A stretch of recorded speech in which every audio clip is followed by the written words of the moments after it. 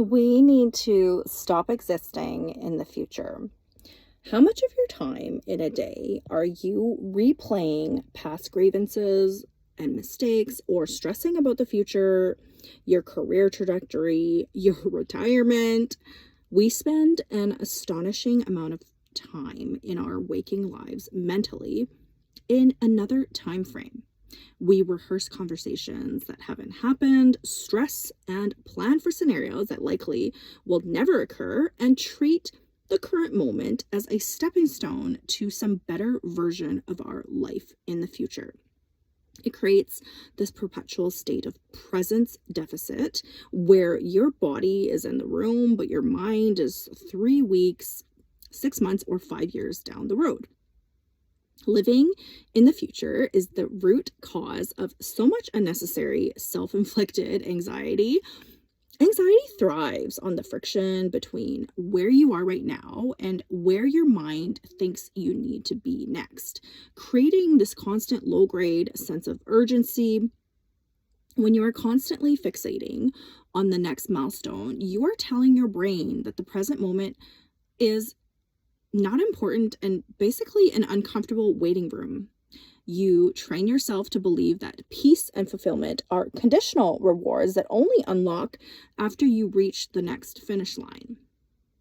We fall victim to believing that once we hit a specific goal or target, we will finally allow ourselves to settle in and enjoy life.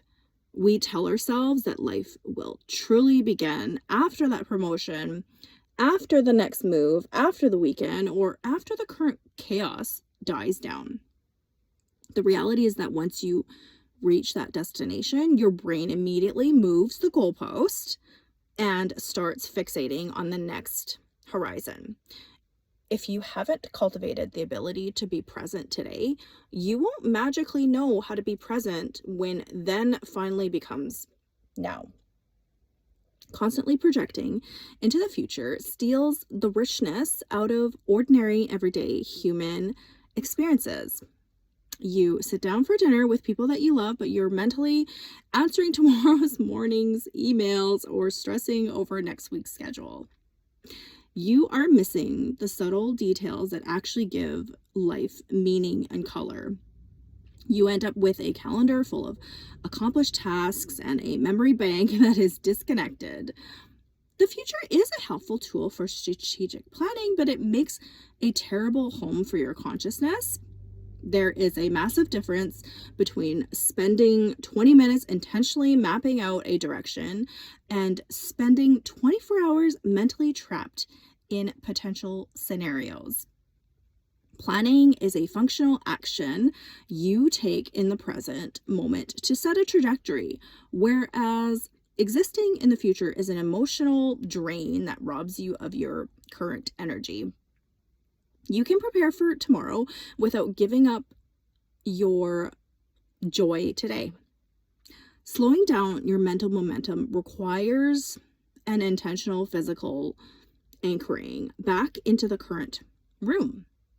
It means catching yourself mid-thought when you start spiraling into what ifs and asking what is actually real and present right in front of you. Your breath, your immediate surroundings, and the physical sensations of your body are always happening in real time. Turning into those intangible signals, turning them off pulls your awareness out of the hypothetical tomorrows and drops it back into reality. Realizing that the present moment is the only time you ever actually get to inhabit is deeply liberating. Every memory you have ever made happened in a now, and every future moment that you ever experience will happen in the now.